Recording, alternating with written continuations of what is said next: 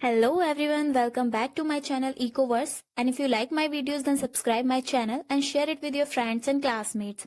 So without any further delay, let's start our today's lecture.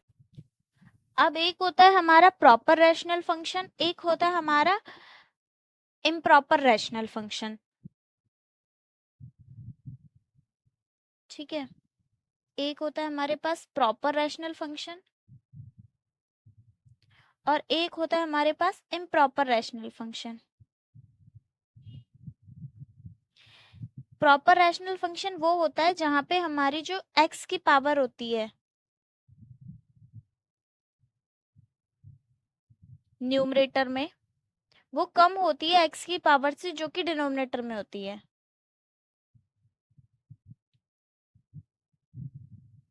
ठीक है, यानी जो न्यूमरेटर में हमारी x की पावर होती है वो कम होती है किससे?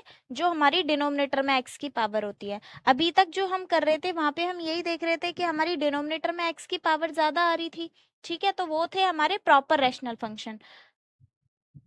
अब हम देखते हैं कि जब हमारी न्यूमरेटर में x की पावर ज्यादा होती है या फिर इक्वल होती है तो उसे कैसे सॉल्व करते हैं।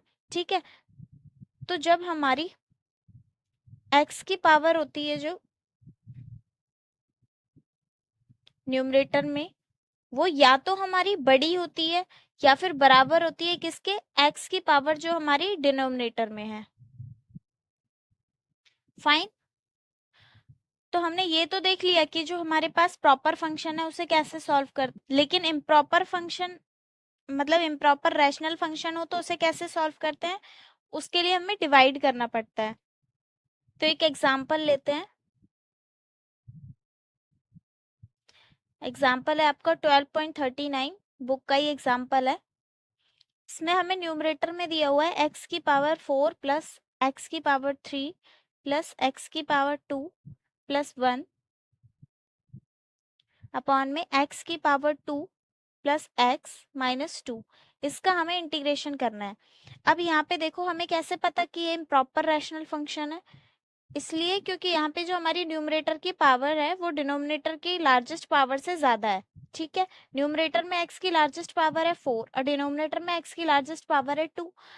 यहाँ पे प्रॉपर रैशनल फंक्शन है क्योंकि ये ज्यादा है, लेकिन अगर ये बराबर होती, ठीक है, अगर डिनोमिनेटर में भी मेरे पास 4 होता या फिर न्यूमरेटर की लार्जेस्ट पावर भी 2 ही होती, तब भी हमारा irrational proper function, sorry improper rational function ही होता। ठीक है, तो अब इसे कैसे सॉल्व करेंगे? यहाँ पे हमें ब्रेक डाउन करना पड़ता है क्वोशिएंट और रिमाइंडर की फॉर्म में। तो उसके लिए हमें पहले डिवीजन आना चाहिए। सो डिवाइड कैसे करते हैं? यहाँ पे ये जो हमारी टर्म है, ठीक है, ये हमारी कौन सी टर्म होती है जिसको हमें डिवाइड करना है? सो x की पावर 4 प्लस x की power 3 plus x square plus 1, और इसे डिवाइड किससे करेंगे? डिनोमिनेटर से। तो यहाँ पे आ गया हमारा x square plus x minus 2। हमें इससे इसको डिवाइड करना है। फाइन, अब इसे डिवाइड ऐसे करना है कि जो हमारी आगे वाली टर्म है वो जीरो हो जाए। मतलब मुझे अपनी इस टर्म को एक ऐसे नंबर से ऐसे वेरिएबल से या ऐसे नंबर से मल्टीप्लाई करना पड़ेगा कि यहाँ पे जो नंबर आए उसमें फर्स्ट टर्म मेरी कैंसिल आउट हो जाए। तो उसके लिए मैं क्या करूंगी? मुझे यहाँ पे चाहिए x की पावर 4, लेकिन यहाँ पे तो x की पावर 2 ही है, तो मुझे इसे एक्स स्क्वायर से मल्टीप्लाई करना पड़ेगा ताकि पावर ऐड हो जाए और यहाँ पे x की पावर 4 हो जाए। तो यहाँ पे लिखेंगे एक्स स्क्वायर, मुझे अंदर चाहिए माइनस क्योंकि ये ऑलरेडी प्लस में है, मुझे इसे जीरो बनाना है तो माइनस करना पड़ेगा। अगर मुझे अंदर माइनस चाहिए तो मुझे बाहर प्लस लेना पड़ेगा। ठीक है, अपोजिट साइन लेते हैं। तो ये आ गया यहाँ से एक्स स्क्वायर। अब इसे करो मल्टीप्लाई, एक्स स्क्वायर को एक्स स्क्वायर से मल्टीप्लाई करेंगे तो क्या आएगा? एक्स की पावर 4। अब ऐसा तो नहीं है कि इसको ही मल्टीप्लाई करके छोड़ देंगे क्योंकि हमारे पास तो ये पूरी टर्म है, तो अब x को भी मल्टीप्लाई करना पड़ेगा। x को एक्स स्क्वायर से मल्टीप्लाई करेंगे तो क्या आएगा? x की पावर 3। याद रखना, जैसे मेरे पास यहाँ पे पावर 4 है तो उसके नीचे मैं पावर 4 वाली टर्म ही लिखूंगी। अगर 3 आ रहा है तो उसके नीचे 3 वाली टर्म ही लिखूंगी। अगर मान लो कि यहाँ पे मेरे पास 3 है लेकिन पावर में मल्टीप्लाई करने के बाद एक्स स्क्वायर आता है, तो मैं यहाँ से इसे छोड़ के वो टर्म यहाँ पे लिखूंगी। लेकिन अभी मेरे पास एक्स क्यूब ही आ रहा है, ठीक है, क्योंकि यहाँ पे पावर 2 यहाँ पे पावर 1 दोनों ऐड हो जाएंगे तो क्या हो जाएगा? X cube. तो यहाँ पे आ गया एक्स क्यूब। अब -2 को इससे मल्टीप्लाई करेंगे तो क्या आएगा, -2x²। तो यहाँ पे आ गया -2x²। अब मैंने कहा कि अपोजिट साइंस होते हैं, यानी इसका मतलब साइन यहाँ से चेंज हो जाएंगे। तो ये हो जाएगा माइनस, ये माइनस, और ये बन जाएगा प्लस। अब ये दोनों कैंसिल आउट हो गए। फाइन, यहाँ पे आया 0। अब इसे सॉल्व करना है, तो +x³ -x³ ये दोनों भी कैंसिल आउट हो गए, तो यहाँ से ये भी गया। अब यहाँ पे बचा +x² +2x²। तो यहाँ से क्या आया, 2x² +x²। तो ये तो 3x² हो गया, तो यहाँ से आ गया मेरे पास 3x²। और ऊपर बचा +1, तो उसको एज इट इज ले लेंगे। फाइन, अब हमारे पास यहाँ पे हाईएस्ट पावर आ रही है x², और यहाँ पे भी हाईएस्ट पावर x² है। तो इसे किससे मल्टीप्लाई करूंगी मैं, 3 से, क्योंकि मुझे यहाँ पे 3 दिया हुआ है ऑलरेडी, और नीचे भी मुझे 3 लेके आना है।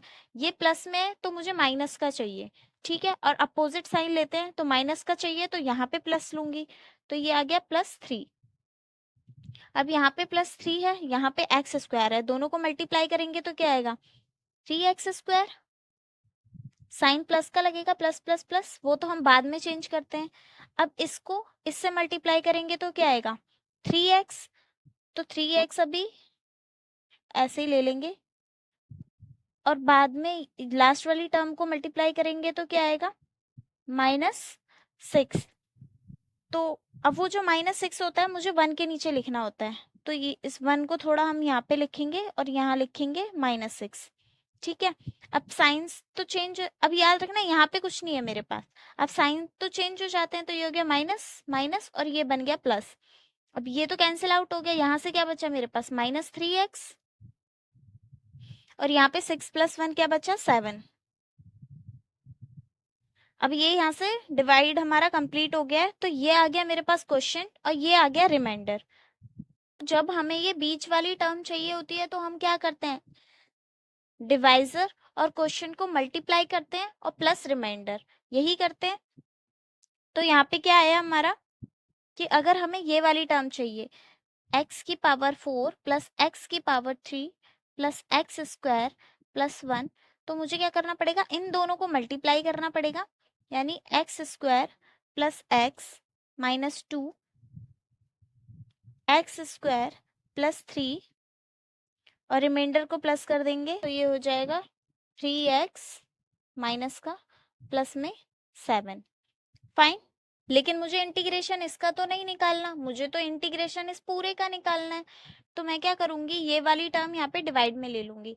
अगर इसके साथ डिवाइड में लूंगी तो इसके साथ भी डिवाइड में लेना पड़ेगा, यानी अगर ये वाली टर्म मैं इधर लेफ्ट हैंड साइड पे डिवाइड में लूंगी डिनोमिनेटर में, तो मुझे राइट हैंड साइड भी तो लेना पड़ेगा डिनोमिनेटर में।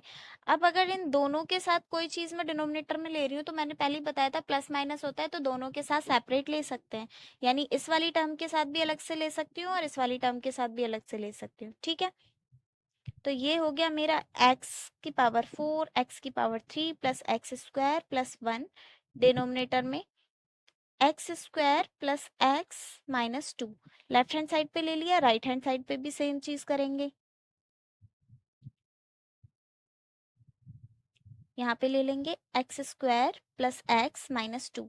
अब इसके साथ लिया है तो इसके साथ भी लेना पड़ेगा, ये क्या आ गया यहाँ से, x² प्लस में x -2, ठीक है। अब यहाँ से देखो क्या क्या कैंसिल आउट हो रहा है। पहले हम क्या करते थे, एलसीएम लेके और फिर डिनोमिनेटर को काट देते थे, लेकिन यहाँ पे हमने क्या किया है, हम उल्टा डिनोमिनेटर को लेके आए हैं, ठीक है। तो काटेंगे तो नहीं है एलसीएम लेके, वरना लेते क्यों। तो अब ये देखो, ये वाली टर्म और ये दोनों इक्वल है, ये से कैंसिल आउट हो गए। तो अब क्या बचा मेरे पास, यहाँ पे सिर्फ x² +3 बचा, राइट। तो अब मुझे क्या करना है, इसका करना है इंटीग्रेशन।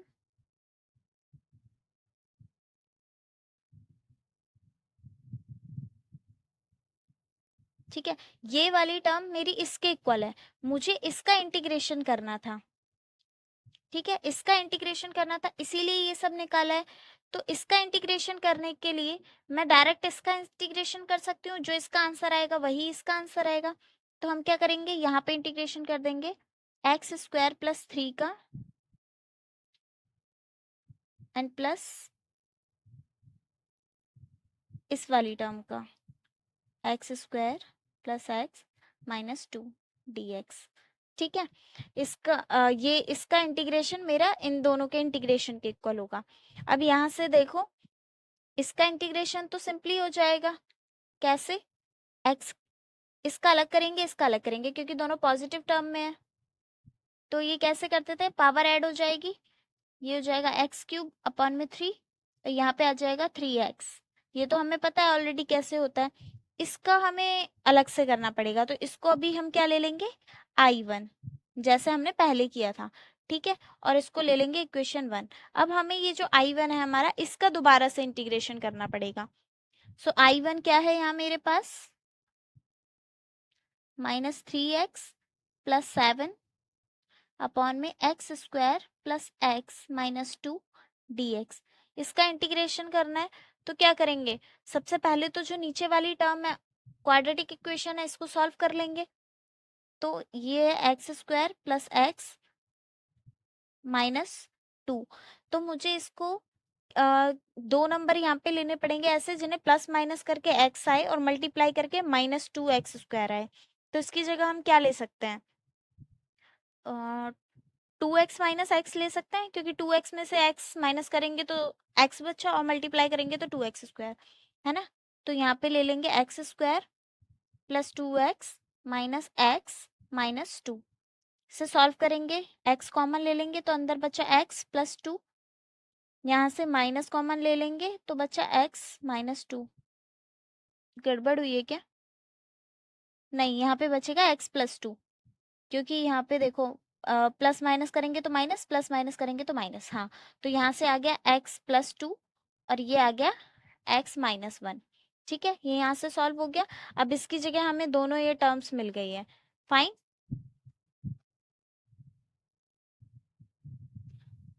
तो अब हमारे पास क्या आ गई, I1 की इक्वेशन, -3x प्लस 7 अपॉन में x प्लस 2 और x माइनस 1। इसका हमें करना है इंटीग्रेशन। अब ये तो हमारा सिंपल हो गया, जैसे अभी तक हम करते आए थे। तो ये तो पार्शियल फ्रैक्शन से सिंपली सॉल्व हो जाएगा। कैसे? यहाँ पे ले लेंगे -3x प्लस 7 अपॉन में x प्लस 2 x माइनस 1। इसको ब्रेक डाउन कर लेंगे तो ये हो जाएगा a x plus 2 plus b x minus 1। Fine. Left hand side as it is, x plus 2 x minus 1। यहाँ से एलसीएम ले लेंगे तो क्या आ जाएगा, x plus 2 x minus 1। Denominator ये कैंसिल आउट हो जाएगा, तो यहाँ से बचा a x माइनस 1, और यहाँ से ये कैंसिल आउट हुआ तो बचा x प्लस 2। ये यहाँ से कैंसिल आउट कर देंगे। ये सारे स्टेप्स तो आपको याद हो गए होंगे, क्योंकि अब तो बहुत बार कर लिए हैं। तो ये यहाँ से कैंसिल आउट हो गया। यहाँ पे क्या बचा, -3x प्लस 7, ये आ गया a x minus 1 plus b x plus 2। अब ये आ गई इक्वेशन जो हमें सॉल्व करनी होती है, और ये जिसमें हमें बाद में वैल्यू पुट करनी है। तो यहाँ पे क्या करेंगे, let x minus 1 is equals to 0। x minus 1 को 0 लेंगे तो x की वैल्यू क्या आ जाएगी, 1।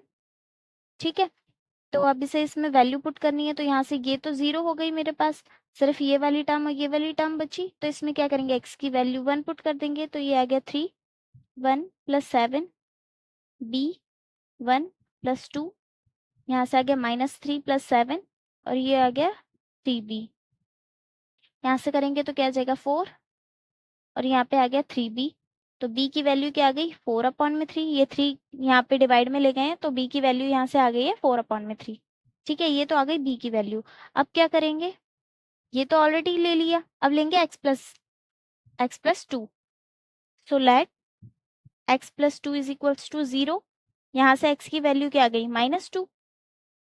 अब यहाँ पे अगर x प्लस 2 0 लेंगे तो b वाली टर्म तो पूरी 0 हो गई। यहाँ से क्या बची, सिर्फ a वाली टर्म, और लेफ्ट हैंड साइड वहाँ पे भी हम क्या करेंगे, x की जगह -2 पुट कर देंगे। तो यहाँ लेफ्ट हैंड साइड पे x की जगह -2 पुट करें, यहाँ पे आ गया 7, और ये बची a -2 -1। यहाँ से मल्टीप्लाई करेंगे तो माइनस माइनस प्लस हो जाएगा, ये बचा 6 प्लस 7, यहाँ से आया -3। ठीक है, ये हो गया 13, यहाँ पे आया -3/a। तो a की वैल्यू क्या आ जाएगी यहाँ पे 13/3, क्योंकि यहाँ पे डिवाइड में हो जाएगा। तो a की वैल्यू क्या आ गई 13/3, यहाँ पे आ गया माइनस का। तो ये आ गई हमारे पास a की वैल्यू। फाइन। अब हमारे पास जो a और b में हमने ब्रेक डाउन किया था वहां पे वैल्यूज पुट कर लेंगे। तो क्या आ रहा था यहाँ पे a x+2 plus b x-1, ये थी हमारे पास। x की वैल्यू क्या आई है हमारे पास -13/3, और नीचे क्या है x+2। ठीक है, इसका करेंगे इंटीग्रेशन। b की वैल्यू क्या आई है हमारे पास 4/3, नीचे क्या है x-1, इसका भी करेंगे इंटीग्रेशन। कांस्टेंट टर्म बाहर ले लेते हैं, तो ये आ गया -13/3, अंदर क्या बचा dx/x+2, यहाँ पे ले लिया 4/3 बाहर, अंदर क्या बचा dx/x-1। फाइन। ये -13/3 एज इट इज, ये आ गया log x+2, और यहाँ पे 4/3 एज इट इज, यहाँ पे आ गया log x-1 प्लस c। ठीक है, अब आपको याद है हमारे पास जो फर्स्ट इक्वेशन थी ये वाली, ठीक है, पूरी सॉल्व कर दी थी यहाँ से हमने। सिर्फ हमें i की वैल्यू चाहिए थी, I1 हमने अब सॉल्व कर लिया। तो यहाँ पे x³ प्लस 3x, और जो अब आया है वो लिख देंगे। तो यहाँ से मेरे पास फाइनल क्या आ गया आंसर, किसका आंसर निकाल रहे थे हम, x4 plus x3 plus x2 plus 1 x⁴ plus x-2। इसका सॉल्यूशन हमारे पास क्या आया है x³ प्लस 3x प्लस, अब ये जो पूरा सॉल्व किया है ये इसके अंदर लिख दो, 13/3 log x+2 plus 4/3 log x-1, ये पूरा प्लस में c। अब चाहे तो इसको बाहर निकाल दो, तो यहाँ से प्लस माइनस माइनस, ये वाली टर्म माइनस में हो जाएगी और ये वाली टर्म पॉजिटिव रहेगी, बाकी सारा ऐसे ऐसे ही रहेगा। ठीक है, या फिर चाहे तो इसको ऐसे ही छोड़ दो। तो इसमें देखो न्यूमरेटर की लार्जेस्ट पावर है 5 और डिनोमिनेटर की हाईएस्ट पावर है 4। 4 क्यों कहा है मैंने, क्योंकि जब आप इसे ओपन करोगे यहाँ से तो x की पावर 4 हो जाएगी। ठीक है, तो हाईएस्ट पावर यहाँ पे आई 4, न्यूमरेटर में आई 5। इसका मतलब न्यूमरेटर की पावर ज्यादा है, तो इसे हम क्या बोलते हैं, इम्प्रॉपर रैशनल फंक्शन। ठीक है, तो हमें इसे कैसे सॉल्व करना पड़ेगा, हमें यहाँ पे डिवाइड करना पड़ेगा। सो सबसे पहले तो इसको डिनोमिनेटर वाली टर्म को ओपन कर लेते हैं। तो ये क्या बची x की पावर 5 प्लस 1, यहाँ से इक्वेशन आई है हमारी x की पावर 4, और इसे यहाँ पे मल्टीप्लाई करेंगे तो 2x की पावर 3। इसका इंटीग्रेशन करना है हमें। अब इसको डिवाइड करेंगे तो न्यूमरेटर वाली टर्म को हम अंदर लेते हैं, तो यहाँ से आ गई x की पावर 5 प्लस 1, और इसको डिवाइड करेंगे किससे, डिनोमिनेटर से। अब देखो यहाँ पे चाहिए हमें x की पावर 5, यहाँ पे है x की पावर 4, तो क्या करेंगे x से मल्टीप्लाई कर देंगे। और हमें चाहिए कैसा, यहाँ पे पहले हमें प्लस चाहिए ताकि हम बाद में उसे माइनस बना सकें, तो यहाँ पे लेंगे प्लस x, प्लस लगाओ मत लगाओ उससे कोई फर्क नहीं पड़ता। तो x ले लिया, अब x4 को इससे मल्टीप्लाई करेंगे तो क्या आएगा x5। अब 2x³ को अगर इससे मल्टीप्लाई करूंगी तो क्या आएगा 2x की पावर 4। ठीक है, तो यहाँ पे हो गया 2x की पावर 4।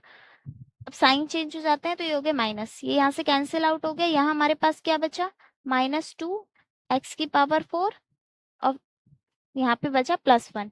ठीक है, अब यहाँ पे भी 4, यहाँ पे भी 4, लेकिन मुझे क्या चाहिए -2 भी चाहिए, तो यहाँ पे क्या करूंगी -2 से मल्टीप्लाई कर दूंगी। ठीक है, -2 से मल्टीप्लाई कर देंगे x की पावर 4 को, तो क्या आएगा -2x की पावर 4, तो यहाँ से आ गया -2x की पावर 4।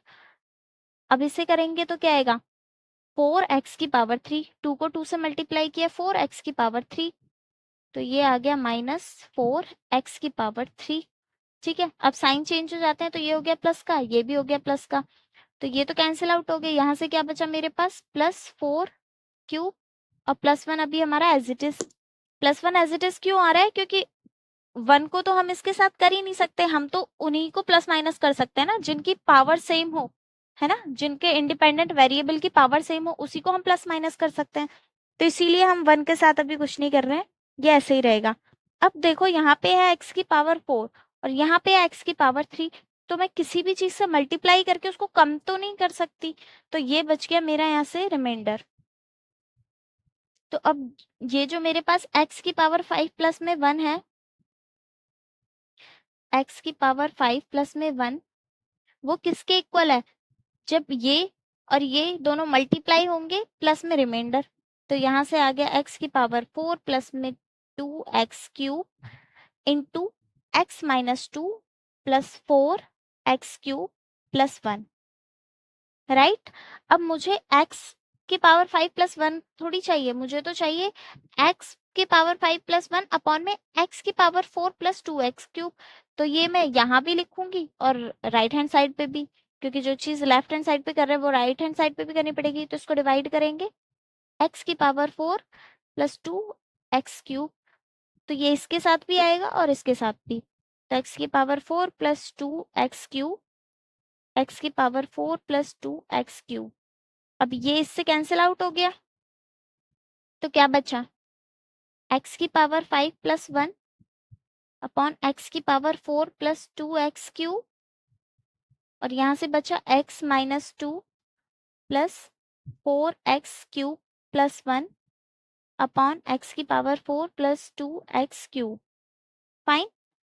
अब हमें इसका इंटीग्रेशन करना है, तो इसके लिए हम इसका इंटीग्रेशन करेंगे, तो यहाँ से इसका इंटीग्रेशन अलग कर देंगे और इसका इंटीग्रेशन अलग कर देंगे, क्योंकि दोनों प्लस प्लस माइनस की फॉर्म में है। तो इसका इंटीग्रेशन करेंगे तो क्या आएगा? x माइनस 2 का, x का करेंगे तो हो जाएगा x² अपॉन में 2 और 2 का करेंगे तो हो जाएगा 2x। ठीक है, ये वाली टर्म हमारी हो गई यहाँ से इंटीग्रेट। अब बची ये वाली टर्म, इसे कैसे सॉल्व करेंगे? तो अभी ये हमारा नॉर्मल टाइप से सॉल्व हो जाएगा, क्योंकि यहाँ पे न्यूमरेटर की पावर कम है, डिनोमिनेटर की ज्यादा है, ठीक है। लेकिन हमें इसे प्रॉपर फॉर्मूले से सॉल्व करना पड़ेगा, इसीलिए अभी हम इसको I1 ले लेते हैं। तो यहाँ से ये मेरा सॉल्यूशन आ गया, ये आ गई इक्वेशन 1। लेकिन प्रॉपर सॉल्यूशन नहीं आया, क्योंकि अभी I1 हमारा रहता है। तो I1 हमारा क्या है? 4x³ प्लस 1 x की पावर 4 प्लस 2x³ dx। इसे हमें सॉल्व करना है। तो यहाँ से मैं क्या कर सकती हूँ, डिनोमिनेटर वाली टर्म है जो मेरे पास x की पावर 4 प्लस 2x³, इसमें से मैं x3 कॉमन ले सकती हूँ। x³ अगर मैं कॉमन ले लूंगी तो अंदर क्या बचेगा? x, क्योंकि यहाँ पे पावर 3 यहाँ पे 1, दोनों को ऐड करेंगे तो 4 हो जाएगा। जब बेस सेम होता है तो पावर ऐड हो जाती है, ठीक है। अगर मल्टीप्लाई में है और बेस सेम है तो पावर ऐड हो जाएगी, अगर डिवाइड की फॉर्म में है और बेस सेम है तो माइनस हो जाती है पावर। तो यहाँ मेरे पास बचा +2, क्योंकि x³ हमने बाहर ले लिया। तो अब ये वाली टर्म मेरी क्या बन गई? I1 is equals to 4x³ plus 1, नीचे आ गया x³ x प्लस 2 dx। अब याद है मैंने क्या बताया था, जब भी डिनोमिनेटर में हमारे पास एक वेरिएबल की पावर होती है तो क्या करते हैं, उसको रिपीटेड फॉर्म में लिखते हैं, यानी रिपीटेड पावर में, पहले x फिर x की पावर 2 फिर x की पावर 3 ऐसे। तो यहाँ से मेरे पास क्या आ जाएगा? 4x की पावर 3 प्लस 1 अपॉन में x³ x प्लस 2। और इसको कैसे लेंगे? सबसे पहले a के साथ क्या लिखेंगे? देखो कोई भी चीज पहले लिख सकते हो आप, चाहे तो x³ वाली ले लो या चाहे तो x प्लस 2 वाली ले लो, ठीक है। तो a के साथ ले लेते हैं x प्लस 2। अब इसे सॉल्व करना स्टार्ट करते हैं। तो b के साथ पहले लेंगे x, फिर c के साथ लेंगे x², फिर d के साथ लेंगे x³, ठीक है। अब यहाँ पे x की हाईएस्ट पावर 4 आ रही थी, तो हमें 4 वेरिएबल्स लेने पड़ते, तो हमने ले लिए a b c d। अब ये आ गई हमारे पास इक्वेशन 2, जिसे हमें सॉल्व करना पड़ेगा, ठीक है। अलग अलग ये निकालने के बाद हम इसी में वैल्यू पुट करते हैं और फिर जब पूरा आंसर आ जाएगा तब इसमें पुट करेंगे। अब क्या करते थे, राइट हैंड साइड पे एलसीएम लेते थे। तो यहाँ से एलसीएम क्या आएगा? x प्लस में 2 और x की पावर क्यूब। फाइन, ये इससे कैंसिल आउट हो गया, यहाँ पे क्या बचा क्यूब, तो यहाँ पे आ गया a क्यूब, मतलब a की पावर x की पावर क्यूब। ठीक है, फिर b के साथ x है तो एक x यहाँ से कैंसिल आउट हो जाएगा, एक्स स्क्वायर तो अभी भी बचेगा। ठीक है, तो ये आ गया b x square, x plus में 2। अब सी स्क्वायर, सी के साथ एक्स स्क्वायर है, यहाँ पे एक्स क्यूब है, तो एक्स स्क्वायर से एक्स स्क्वायर कट जाएगा, एक एक्स बचेगा, तो यहाँ से आ गया सी एक्स और एक्स प्लस में 2। ठीक है, डी के साथ यहाँ पे डिनोमिनेटर में एक्स क्यूब है, ये एक्स क्यूब यहाँ से कैंसिल आउट हो गया, तो डी के साथ सिर्फ बचेगा एक्स प्लस 2, तो डी के साथ आ गया एक्स प्लस 2। और यहाँ से लेफ्ट हैंड साइड हमारी एज इट इज रहेगी, ये दोनों सेम है तो यहाँ से कैंसिल आउट हो जाएंगे, यहाँ पे आ गया, चलो इसे दूसरी साइड ही लिख लेते हैं वरना दोबारा लिखना पड़ेगा। तो यहाँ से आ गया 4x cube plus 1 is equals to a x की power cube plus b x square x plus 2 plus c x plus 2 plus d x plus 2। Right, अब ये जो इक्वेशन आ गई है इसमें से हमें a b c d की वैल्यू निकालनी है। तो क्या करेंगे, सबसे पहले x प्लस 2 को 0 के इक्वल पुट कर देंगे, क्योंकि यहाँ पे हमें x प्लस 2 दिया हुआ है। एक मिनट,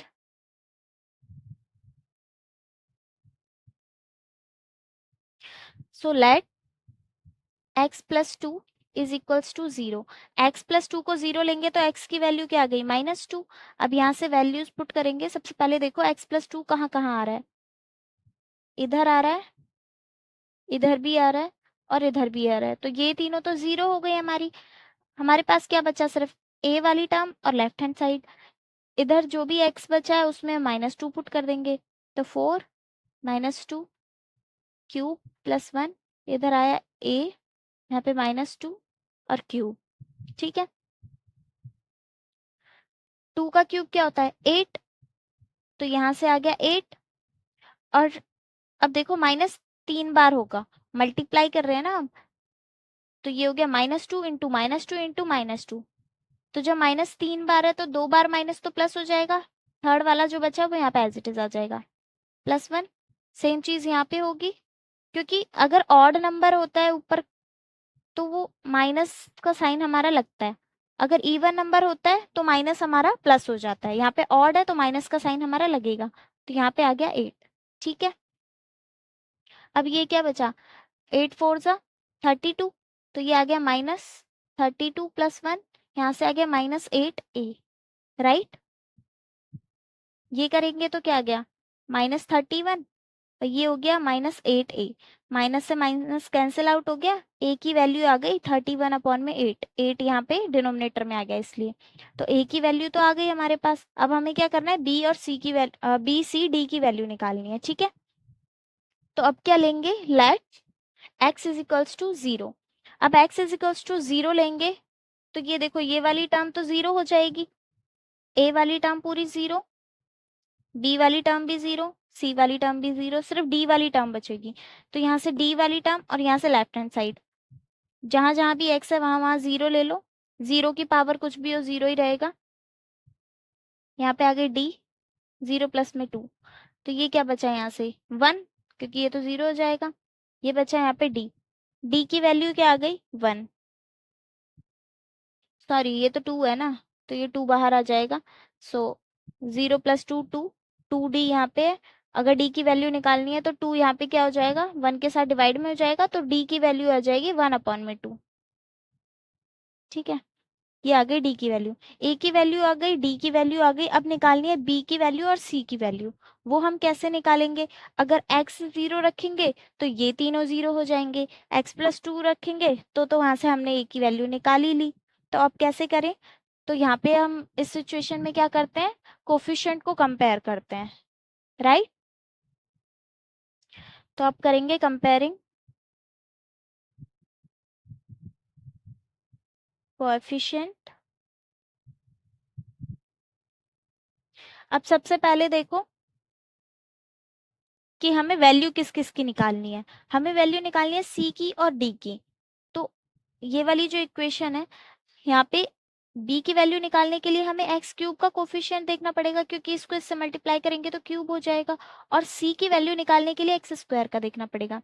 तो इससे पहले आप एक काम करो, इसको ना ओपन करके लिख लो ताकि इजी रहे। तो अगर मैं इसे ओपन करूंगी, मैं यहाँ पे लिख देती हूँ, ठीक है। अगर मैं इस टर्म को ओपन करूंगी तो यहाँ से मेरा क्या आएगा, 4x³ + 1 ax³ + bx³ + 2bx² + 3x² + 2cx + dx + 2d। ठीक है, ओपन करने के बाद ये आ रहा है। अब यहाँ पे कंपेयर करो, कंपेयरिंग कोफिशिएंट ऑफ x³। ठीक है, x³ को कंपेयर करूंगी तो b की वैल्यू आ जाएगी यहाँ से। अब किस किस में x के मतलब कहाँ कहाँ पे x³ का कोफिशिएंट है वो मुझे चेक करना है। यहाँ पे है तो ये आ गया 4, यहाँ पे है ये आ गया b, और तो कहीं है नहीं x³, यहाँ पे है ये आ गया a। अब यहाँ से मुझे a की वैल्यू पुट करके b की वैल्यू निकालनी पड़ेगी, और a की वैल्यू अभी हमने निकाली थी 31/8। तो ये आ गया यहाँ से b + 31/8। यहाँ पे प्लस में यहाँ जाएगा तो माइनस हो जाएगा, तो ये हो जाएगा 4 - 31/8 = b। फाइन। अब क्या करेंगे, एलसीएम निकाल लेंगे। इसका एलसीएम निकालेंगे तो क्या आएगा, यहाँ से आ जाएगा 8, यहाँ पे बचा 8, 8 को 4 से मल्टीप्लाई करेंगे तो क्या आएगा 32, इसको इससे डिवाइड करेंगे तो क्या आएगा 1, इससे मल्टीप्लाई करेंगे तो आएगा 31। 32 - 31 कितना होता है 1/8। तो b की वैल्यू क्या आ गई 1/8, यहाँ से b की वैल्यू आ गई 1/8। अब क्या करना है, c की वैल्यू निकालनी है। तो c की वैल्यू निकालने के लिए x² के कोफिशिएंट को कंपेयर करना पड़ेगा। तो कंपेयरिंग कोएफिशिएंट ऑफ x²। अब देखो x² कहाँ है, लेफ्ट हैंड साइड तो x² है ही नहीं, तो 0 हो जाएगा। राइट हैंड साइड पे कहाँ है, 2b के साथ और c के साथ, तो 2b + c, 2b + c। अब b की वैल्यू हम ऑलरेडी निकाल चुके हैं, वो क्या थी हमारी 1/8, और c की वैल्यू यहाँ से हम निकाल ही लेंगे। तो इसको कैंसिल आउट करेंगे तो क्या आ गया 4। तो यहाँ से 1/4 आ रही है, 1/4 को जब मैं लेफ्ट हैंड साइड लेके जाऊंगी तो -1/4 हो जाएगी। इसका मतलब ये है मेरे पास 1/4 + c। इसे मैं जब यहाँ लेफ्ट हैंड साइड पे लेके जाऊंगी तो -1/4 हो जाएगा, तो यहाँ से c की वैल्यू भी आ गई -1/4। अब यहाँ से देखो a b c d तीनों की वैल्यू आ गई है।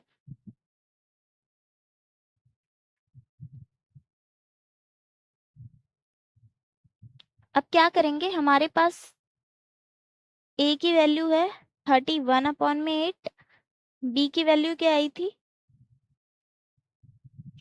b की वैल्यू थी 1/8।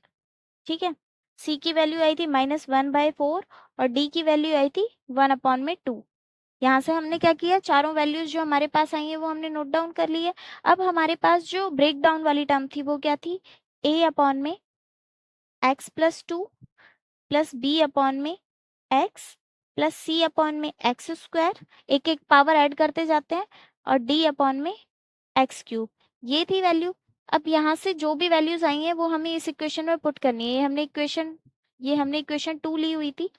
तो a की वैल्यू यहाँ से आ गई 31/8, नीचे क्या है x + 2, इसका करेंगे इंटीग्रेशन।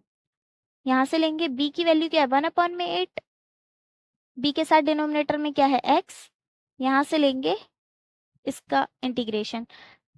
c की वैल्यू क्या है -1/4, नीचे क्या दिया हुआ है x², यहाँ से करेंगे इसका इंटीग्रेशन। d की वैल्यू क्या है 1/2, यहाँ से लेंगे x³ और इसका करेंगे इंटीग्रेशन।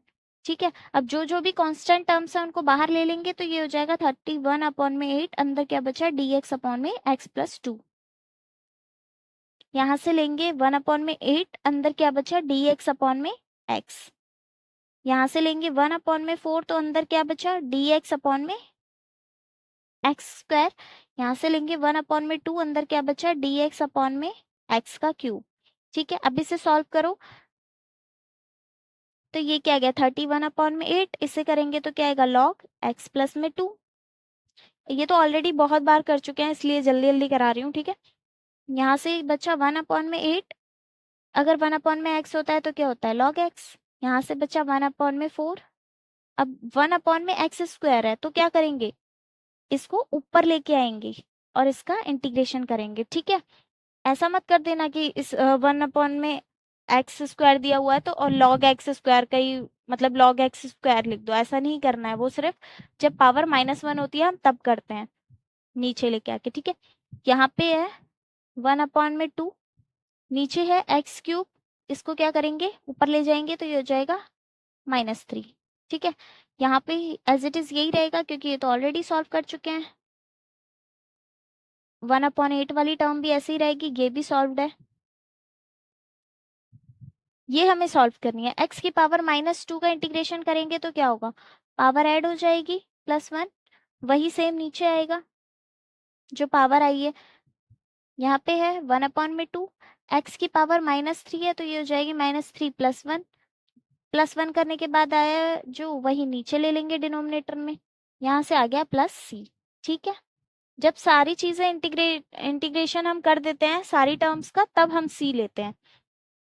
यहाँ से आ गया 31/8 log x plus 2 plus 1/8 log x minus 1/4।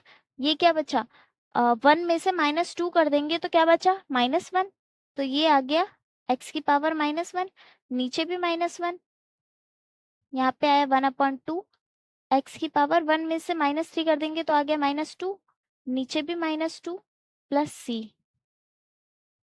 अब इसे और कैसे लिख सकते हैं, 31/8 log x plus 2 as it is plus 1/2 log x minus, अब ये मेरे पास क्या है, -1 है। अगर मैं इसको डिनोमिनेटर में लेके आऊंगी तो पावर पॉजिटिव हो जाएगी, यानी सिंपल x बचेगा मेरे पास।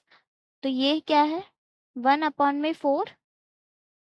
यहाँ पे ऑलरेडी माइनस है तो माइनस को बाहर ले लेंगे, ये बचा x, माइनस से माइनस कैंसिल आउट हो जाएगा तो ये पॉजिटिव आ जाएगा। ठीक है, यहाँ पे बचा प्लस 1/2, x की पावर -2 है तो ये नीचे जाके क्या हो जाएगा, x की पावर 2, और ये बचा यहाँ से -2। क्या किया है हमने, यहाँ पे 1/2 एज इट इज लिया है, x की पावर जो -2 थी डिनोमिनेटर में आके 2 बन गई है, और नीचे तो -2 हमारे पास ऑलरेडी था ही।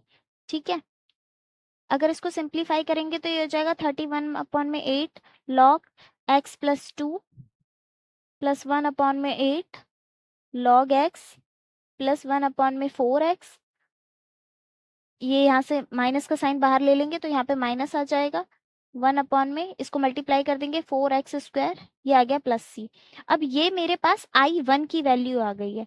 ठीक है, और जो हमने सबसे पहले ली थी वो क्या थी हमारे पास, x² 2 माइनस 2x, तो x² 2 minus 2x plus I1, ये थी पूरी वैल्यू प्लस I1। ये थी हमारे पास फर्स्ट इक्वेशन जिसमें हमें वैल्यू पुट करनी थी। ठीक है, यहाँ से हमारे पास I1 की वैल्यू आ गई है। अब जो भी I1 की वैल्यू आई है वो इसमें पुट करेंगे और फाइनल आंसर हमारा आ जाएगा। तो ये क्या हुआ हमारा, x² 2 as it is minus 2x, I1 की जगह ये पूरी वैल्यूज लिख देंगे हम। अब चाहे तो इसको पूरा ब्रैकेट में लिख दो वरना डायरेक्ट लिख दो, क्योंकि +1 है तो साइन तो वही रहेंगे जो यहाँ पे दिए हुए हैं।